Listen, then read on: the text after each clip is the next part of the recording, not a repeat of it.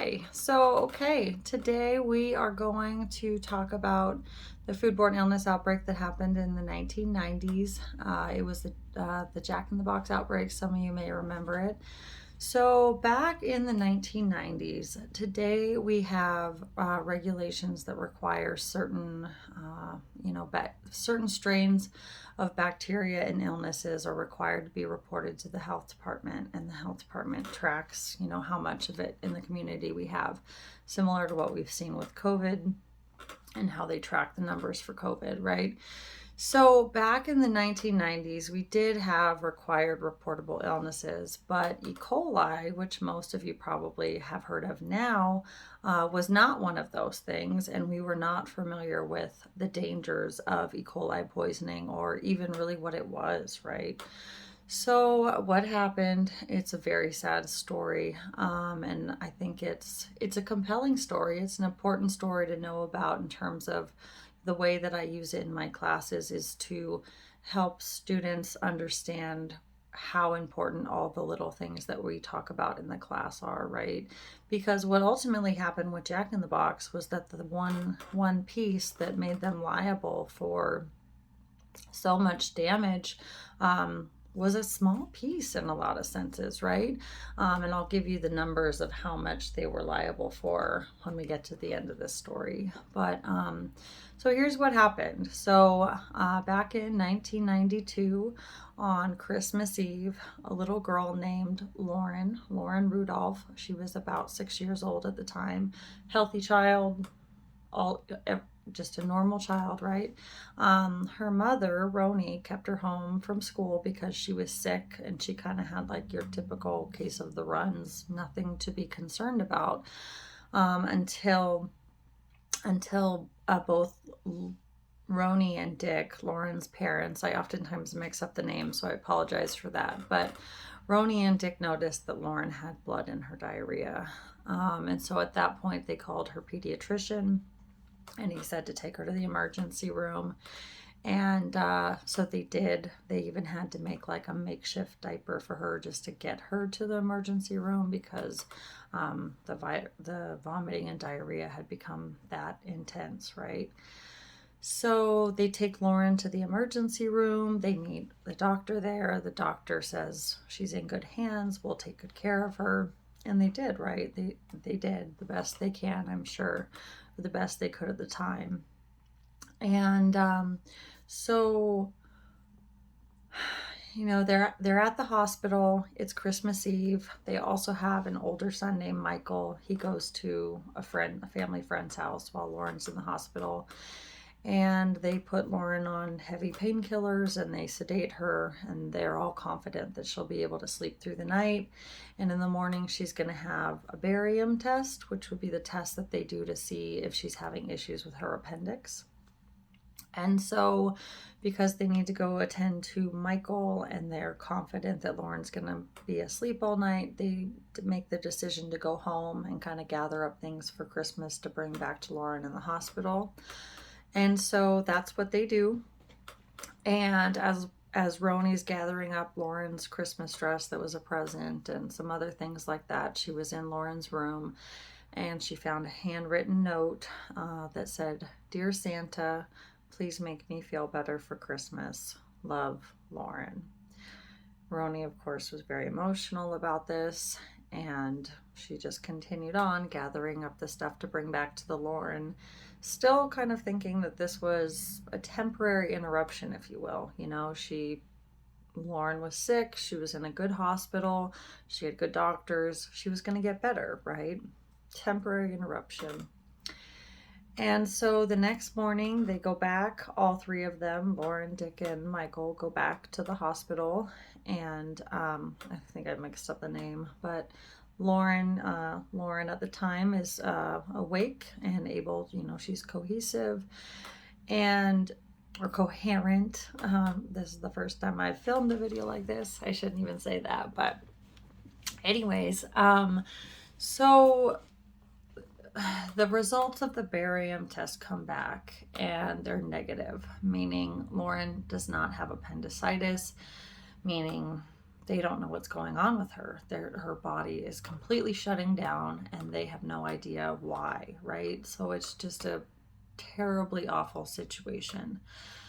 So at one point, I believe Roni had taken Michael, the son, maybe to lunch or breakfast or something like that. And she came back, and Dick had been with Lauren.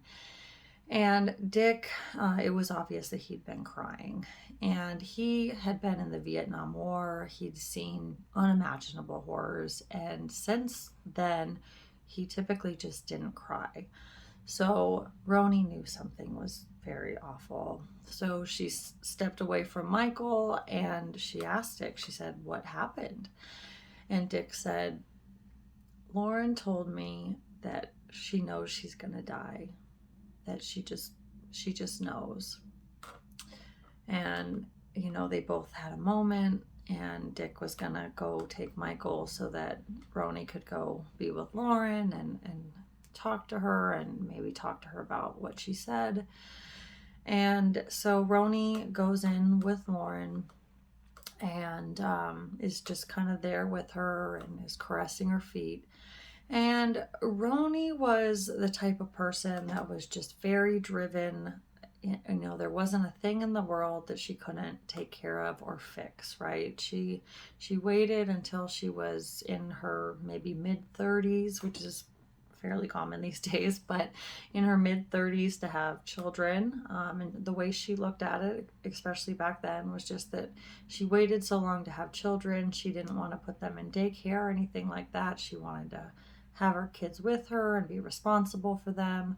And when the children, got to school age, they went to school. And then Roni was a very well-established interior design person, was her career. And so after school, Lauren would come to Roni's work and Roni would teach her about interior design, and they're just, everything was in their control in a sense, and they just, anything that was a problem they would fix, I guess you could say. And so, Roni's kind of lost in thought about this. She's not used to sitting still and waiting on such a huge thing to try to find out what's going on with Lauren.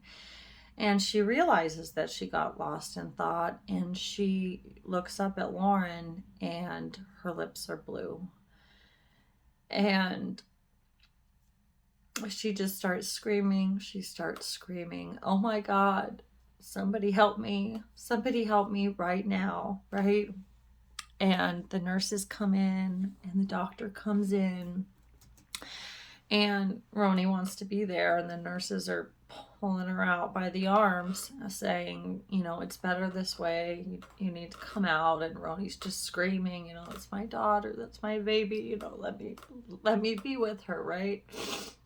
And I don't cry this much. I always cry, but I don't really cry this much.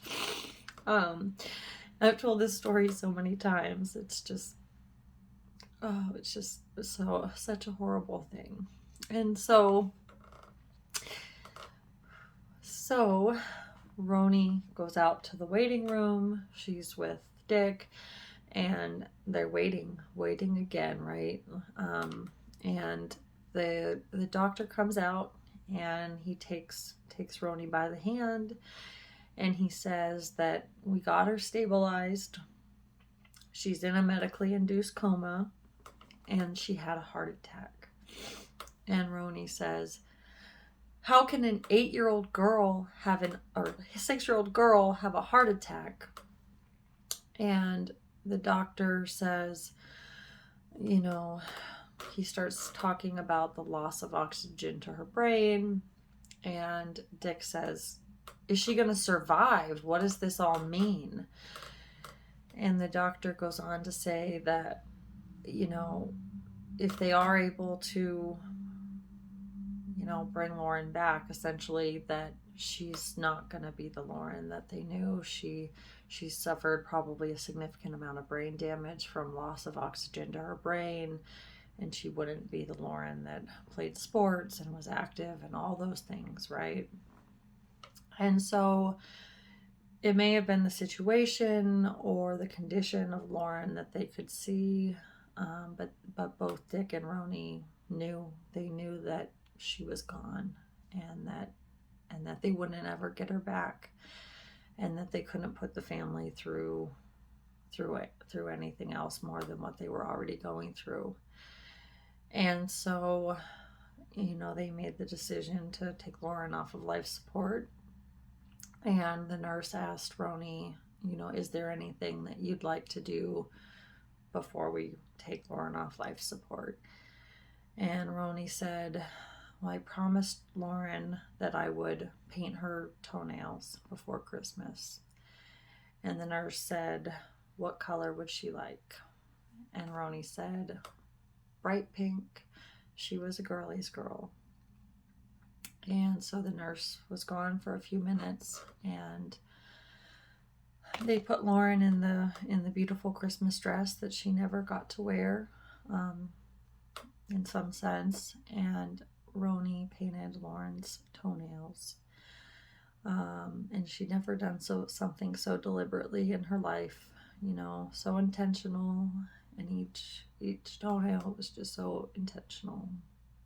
And eventually they took Lauren off of life support, and she was gone, and she was fine just a few days before, right? She was fine.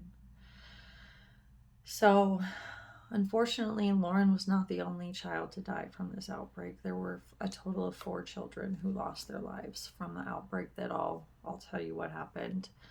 171 people were hospitalized in addition to the deaths, and 700 people across 4 states got sick from the same outbreak that happened in 1992. If you want to hear about that story, hit like and subscribe, and I'll tell you all about the Jack in the Box portion of the story in my next video. Thanks for listening.